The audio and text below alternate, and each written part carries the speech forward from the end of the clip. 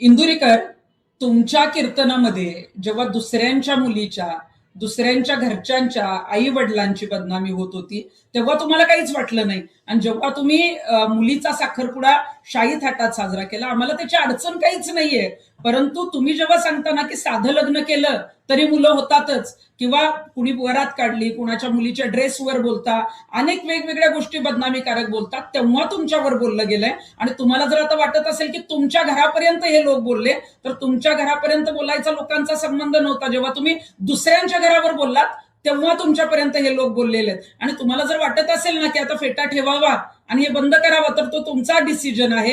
कारण तुम्ही जेव्हा दुसऱ्यांना बोलता तेव्हा तुम्हाला मजा वाटते, तेव्हा तुम्ही हसता, तुम्ही टाळ्या वाजवायला लावता. आणि जेव्हा तुमच्या घरापर्यंत आलं तेव्हा मात्र तुम्हाला वाईट वाटतंय. तुम्हाला कीर्तन करायचंय नाही करायचंय हा तुमचा प्रश्न आहे. शेवटी कीर्तन नसतंच, ती कॉमेडीच असते. त्यामुळे आता कीर्तन बंद करा तुम्हाला जर वाटत असेल तर, आणि कॉमेडी शो सुरू करा.